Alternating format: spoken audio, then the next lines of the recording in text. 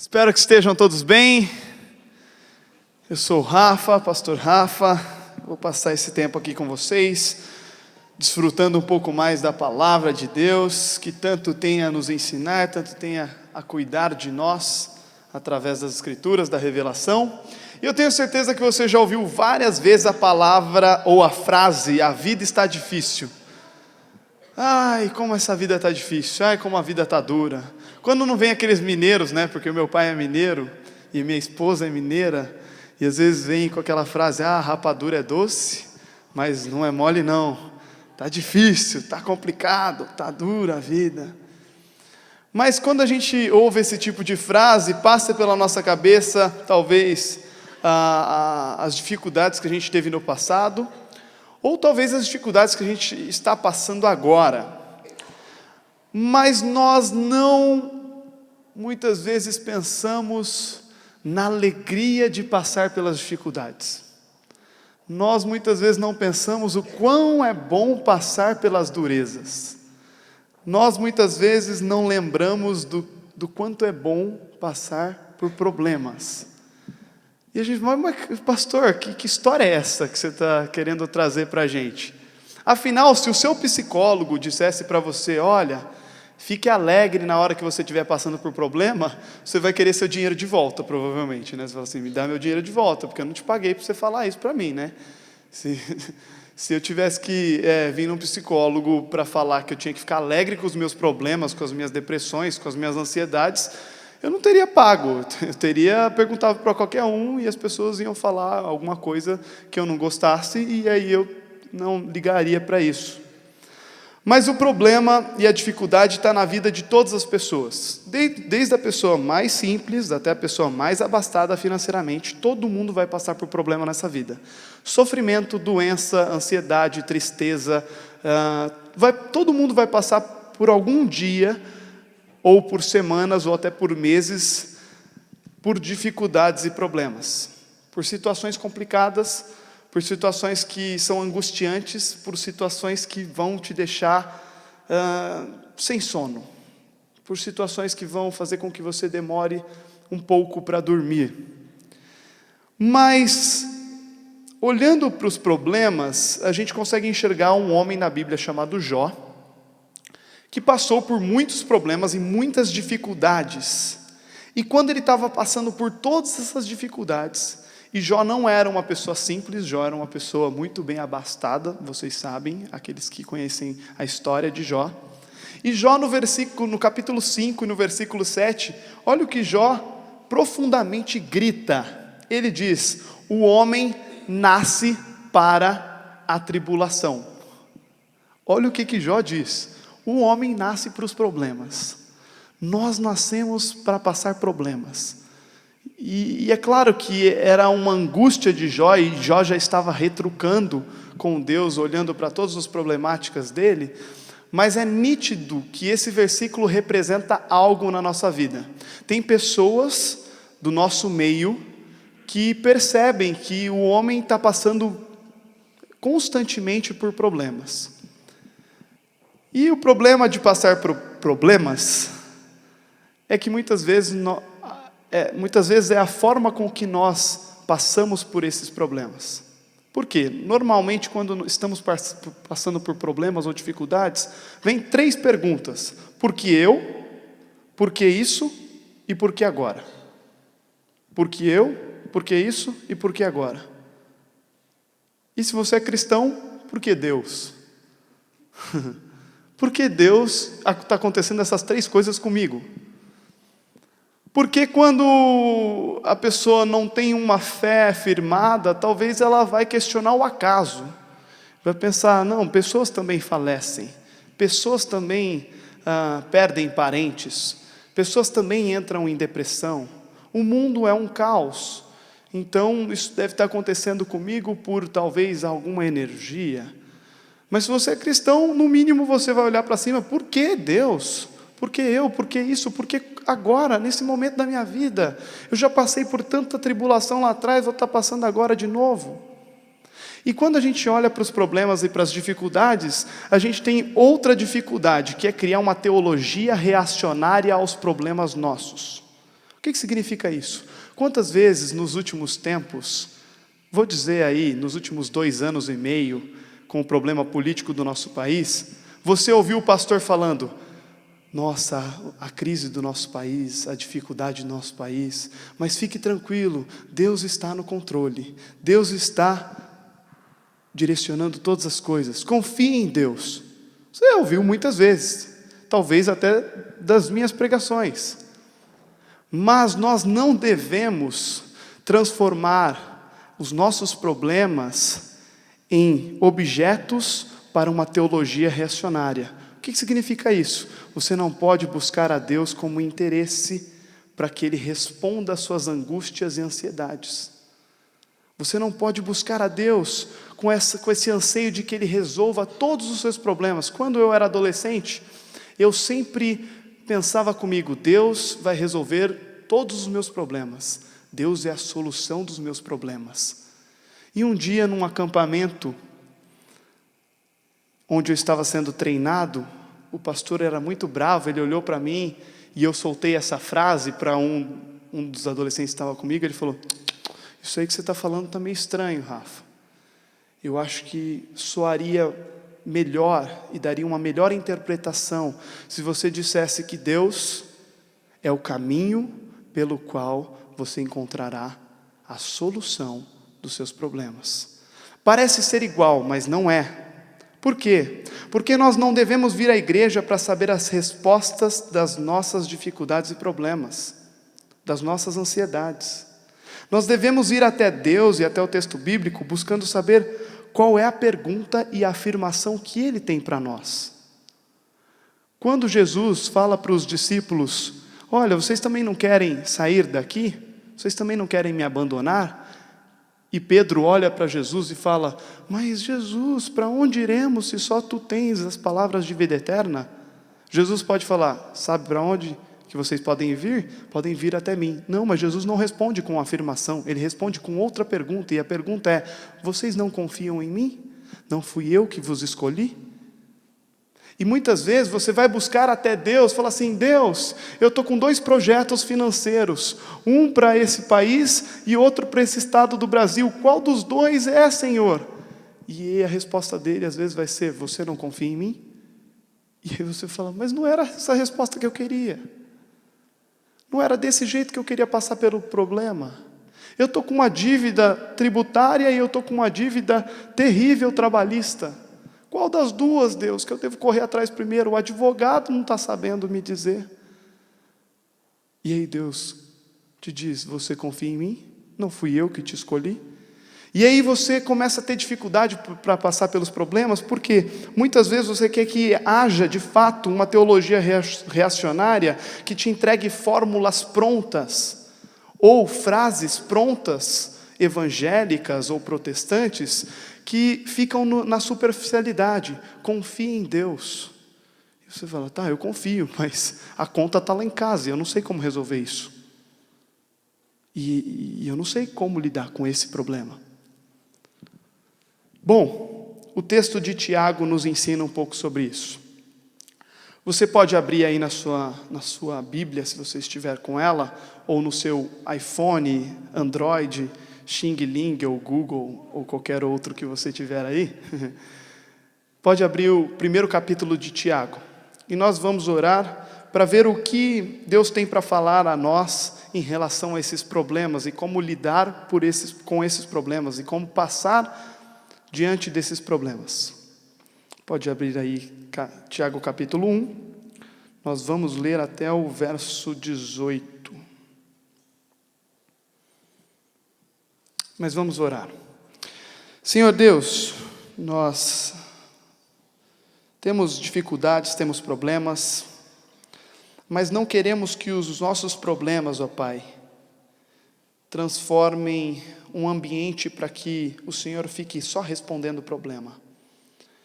Queremos que o Senhor nos ensine as coisas do Teu reino, queremos viver as coisas do Teu reino, não queremos ficar apenas procurando respostas para resolver as coisas terrenas, que muitas vezes nem são eternas.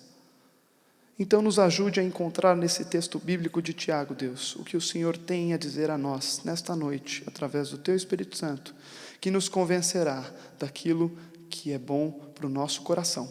Em nome do Senhor Jesus, amém. Bom, se a vida tivesse um currículo a ser seguido, provavelmente problema seria uma matéria que muita gente iria reprovar. Eu acho que a galera ia pegar DP, ia ter que refazer a matéria, porque as pessoas muitas vezes não sabem lidar com os problemas. E nunca na história do planeta teve tanta gente indo em psicólogo e psiquiatra como hoje. Mesmo porque estamos numa era muito informada, onde também os pais se preocupam muito com os filhos e existe também uma superproteção. Então é uma matéria que, se houvesse no currículo da vida, muita gente ia reprovar. Por quê? Porque a gente não vai até o texto bíblico para encontrar como passar dessa matéria chamada problemas. E aí Tiago começa assim, no seu primeiro capítulo. Tiago, servo de Deus e do Senhor Jesus Cristo, as 12 tribos que andam dispersas, saúde. Meus irmãos, tende grande alegria quando cairdes em várias provações. Vou ler de novo. Tende grande alegria quando cairdes em várias provações, sabendo que a prova da vossa fé opera paciência. Tenha, porém, a paciência a sua obra perfeita, para que sejais perfeitos e completos, sem faltar coisa alguma. Primeiro que Tiago começa o seu livro dizendo que ele é servo.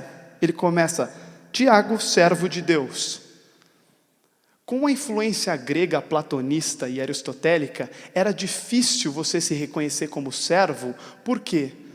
Quando você se reconhece como servo, você reconhece que você é fraco. E você se reconhecendo como fraco, as pessoas já começam a pensar, ele é servo, ele é escravo de Cristo, ele é servo de Deus.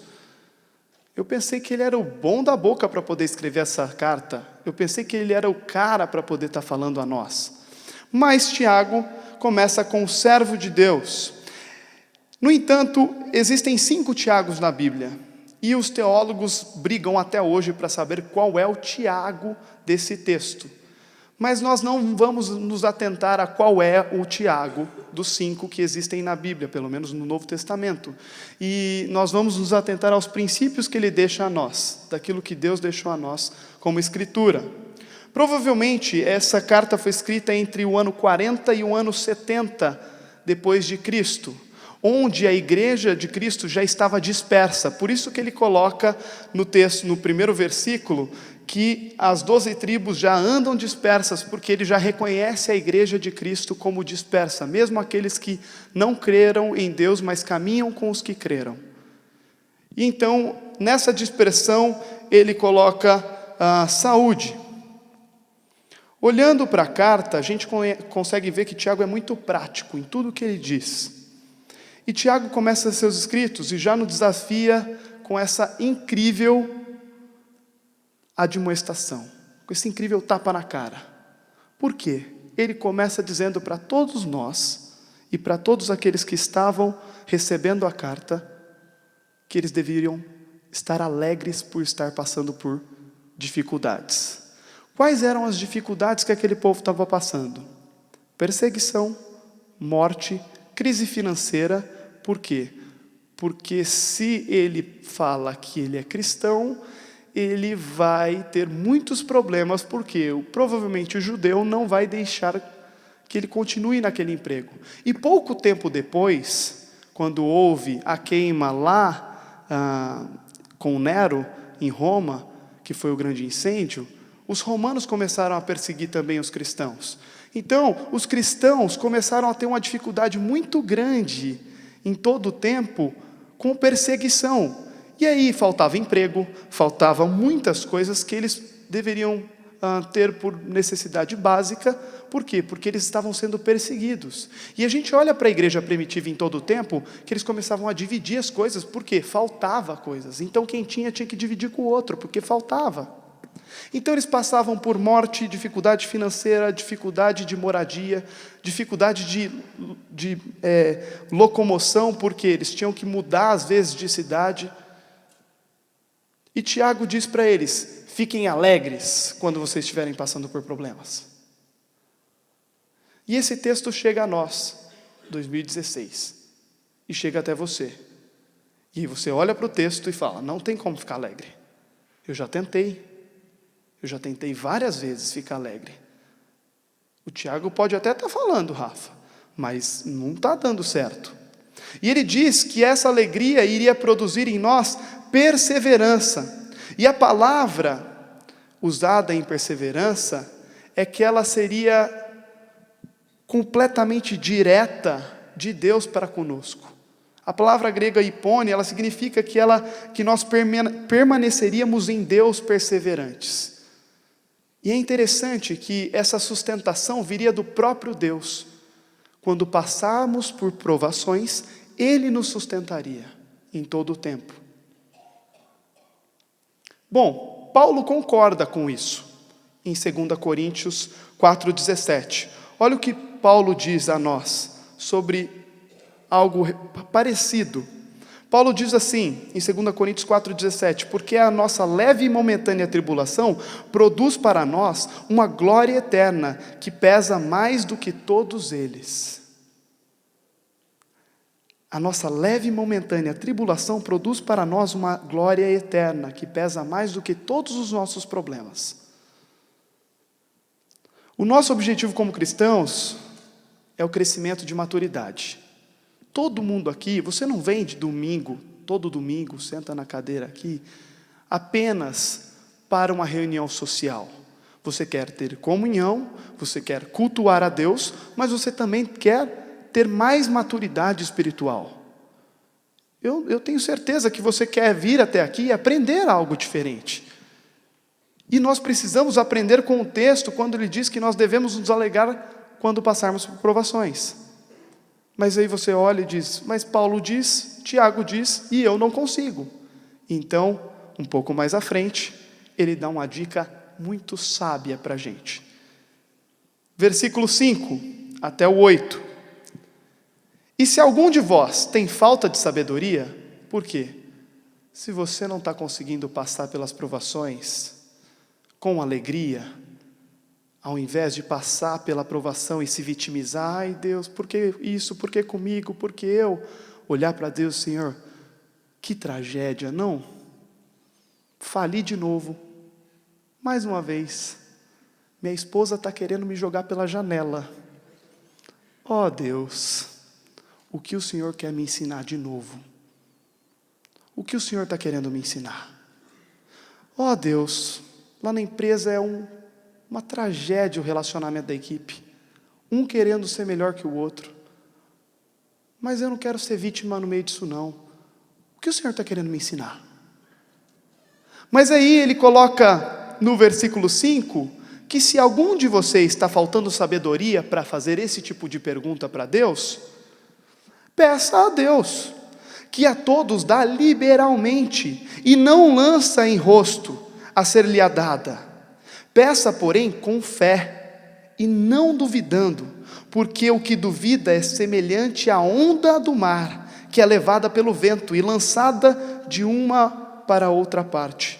Não pense tal homem que receberá do Senhor alguma coisa. O homem de coração dobre é inconstante em todos os seus caminhos. Primeira coisa, os problemas são inevitáveis. Paulo e Tiago dizem isso para a gente. Segunda, a sabedoria deve ser aplicada à nossa vida, e Deus diz que a gente pode pedir para Ele, e Ele nos dará liberalmente. E o termo grego disso aqui é muito intenso, é diretamente, é algo muito, o termo grego é parasmos, e o termo grego é totalmente como promessa de Deus. Você pediu, Ele dará. Quem lembra de Salomão? Salomão pediu o quê? Sabedoria. Você ora pedindo um monte de coisa na empresa, solução para o seu casamento, mas muitas vezes você não ora falando, Deus, me torna uma mulher mais sábia, me torna um jovem mais sábio, me torna um marido mais sábio para poder ceder nas dificuldades, porque eu tenho sangue quente, porque eu sou impulsivo. Me torna alguém mais sábio, Deus, me dê sabedoria. O Senhor prometeu que nos daria liberalmente e não lançaria fora nenhum tipo de pedido. Então, quando você tiver com dificuldade de ficar alegre e dar sorriso na cara da sociedade, assim, estou feliz pra caramba, cara, falei mais uma vez, três bancos, ninguém me dá cartão de crédito, estou feliz pra caramba. Mas o que é isso? De onde que vem tanta alegria? Deus quer me ensinar alguma coisa, por isso que eu estou feliz. Ótimo, muito legal. Se está com dificuldade de fazer isso que eu acabei de fazer, que foi uma pequena encenação, o que você pode fazer? Pedir sabedoria. Deus, eu não consigo dar risada, eu não consigo ficar feliz, eu só quero chutar todo mundo, eu quero brigar com todo mundo. E, Deus, nem com o Senhor estou querendo falar, eu vou lá brigar com o Wilder, perguntar por que está acontecendo tudo isso. E o Wilder tem que me responder, porque ele é o pastor dessa igreja ou não é? E se ele não responder, eu vou pegar o Alcindo. E se o Alcindo não responder, eu pego até o mais novinho, que é o Rafa.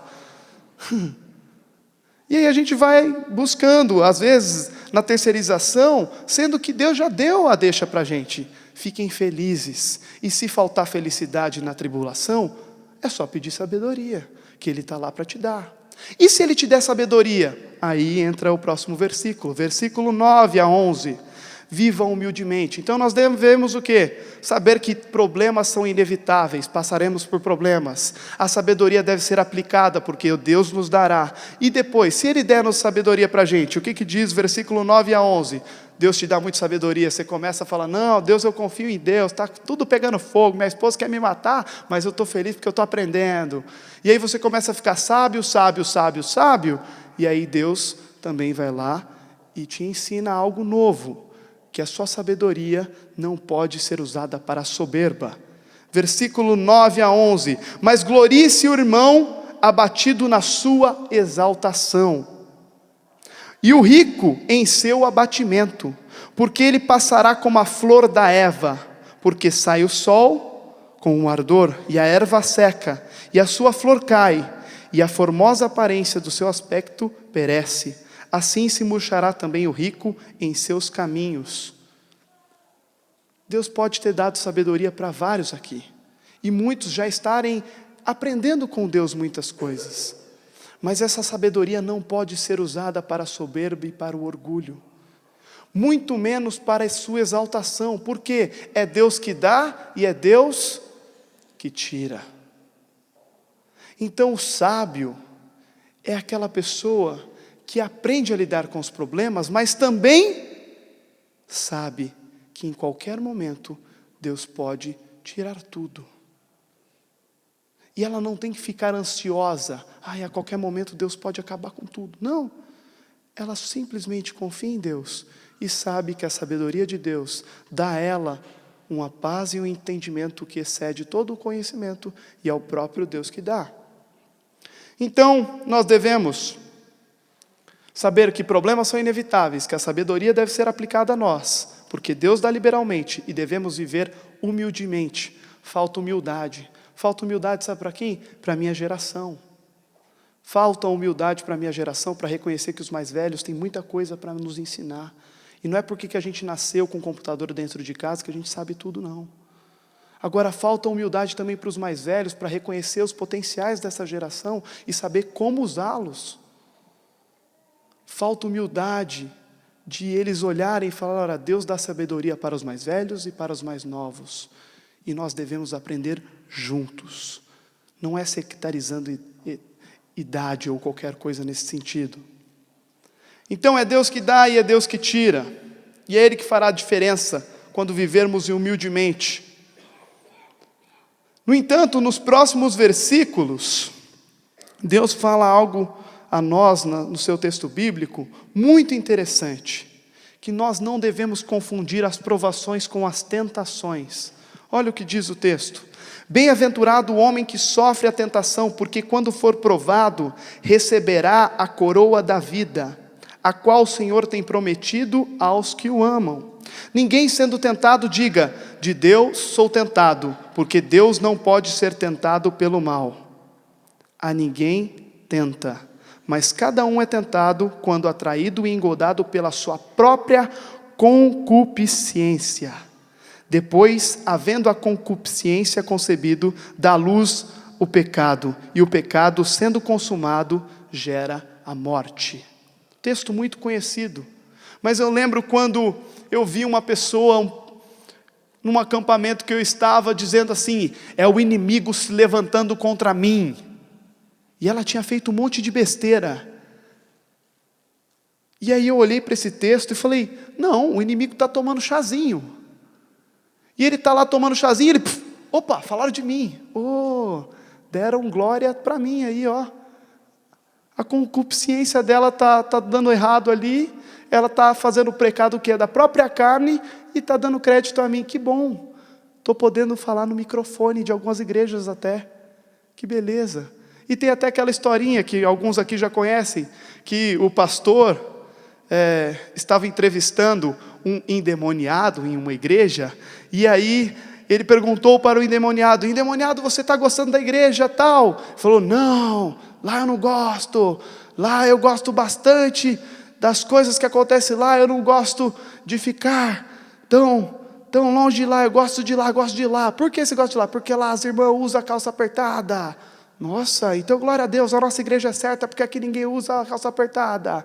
E na igreja tal, lá eu gosto. Por que você gosta, demônio? Lá eu gosto porque o pessoal lá toma vinho. Glória a Deus, aqui na nossa igreja ninguém bebe vinho, é isso aí, glória a Deus, isso aí, demônio. E você gosta da igreja tal? Gosto também. Por quê? Porque lá os irmãos jogam bola. Aqui na nossa igreja ninguém joga bola, glória a Deus. E aqui na nossa igreja, você não gosta não, né? Ele: gosta também. Não, não gosta, está amarrado. Gosto também. Não, não gosta. Gosto também. Por que você gosta? Porque aqui eu posso falar no microfone. A gente está dando crédito para o diabo pelos nossos próprios pecados. O problema é seu, a tentação é sua. Não coloca na conta de Deus aquilo que é tentação da sua própria natureza pecaminosa. E é isso que o texto está dizendo. Problemas são inevitáveis. 2, a sabedoria seria dada a nós, de forma aplicada em todo o tempo. 3, devemos viver humildemente. 4, não vamos colocar na conta de Deus aquilo que é da nossa própria natureza pecaminosa. Da nossa própria natureza pecaminosa. Porque Deus não tem parte com o mal. Então, quando você estiver passando por problemas, você fala assim: é Deus que está fazendo isso comigo. É Deus que está deixando a empresa acontecer essa fiscalização da Polícia Federal. Não, foi você que sonegou lá atrás. Não vai colocar isso na conta de Deus, não. É sua natureza, é problema seu. Mas seja sábio para olhar para os céus e falar: Senhor, o Senhor está tentando moldar o meu caráter. O Senhor está tentando me quebrar. O Senhor está tentando me moldar. E aí, por último, nos versículos 16 a 18, Tiago termina com os seguintes dizeres para nós: não erreis, meus amados irmãos, toda a boa dádiva e todo o dom perfeito vem do alto, descendo do Pai das luzes, em que não há mudança nem sombra de variação. Segundo a sua vontade, Ele nos gerou pela palavra da verdade, para que fôssemos como primícias das suas criaturas. Tem gente das igrejas que pegam esse texto e fala: nós somos as primícias das criaturas de Deus, somos os primeiros, oh aleluia. Não, Tiago estava falando, era da igreja primitiva, dos discípulos, deles que estavam sofrendo, e ele usa todos esses primeiros versículos para dizer: passem por alegria, os problemas são inevitáveis, busquem sabedoria, não confundam tentação com provação, vivam humildemente, porque se vocês passarem por tudo isso, vocês serão os primeiros a mostrar que esse evangelho é real, para que os que virão entendam que Jesus não veio para morrer numa cruz e ressuscitar e acabou, mas Ele veio para morrer numa cruz, ressuscitar e transformar pessoas para que elas consigam viver isso que está no texto bíblico. E as pessoas no futuro vão olhar para os pais da igreja, que são as primícias das tuas criaturas, e vão olhar para o texto bíblico e falar: Tiago passou por isso, Paulo passou por isso, Silas passou por isso. Mesmo dentro de uma cadeia, Paulo e Silas cantavam e escreviam cartas, e o carcereiro chegou-se próximo de lá, e trêmulo caiu prostrado e se converteu. E as pessoas vão olhar e falar: eles são as primícias das criaturas do Pai, porque eles conseguiram se alegrar, cantar no meio das tribulações. São eles as primícias das criaturas convertidas em Jesus, não são nós. E olhando para o texto, nós conseguimos aprender até o versículo 15. Tudo aquilo que eles viveram, e eles se tornaram primícias das criaturas de Deus. Mas se você passar por tudo isso, as pessoas vão olhar para você e vão falar: da onde vem tanta força? Da onde vem tanta facilidade para lidar com esse problema? Da onde vem tanta vontade para ver o problema ser passado, mas querendo aprender com as dificuldades? E aí você vai poder dar toda a glória ao Pai, toda a glória a Deus. Deus está muito mais interessado em moldar o caráter de vocês e o meu caráter do que nos levar a uma posição de conforto. Ele está muito mais interessado a quebrar você por inteiro para refazer quem você é, do que colocar você em uma situação de conforto onde você não seja ameaçado, onde a sua cosmovisão de vida não seja ameaçada, onde a sua estrutura não seja ameaçada.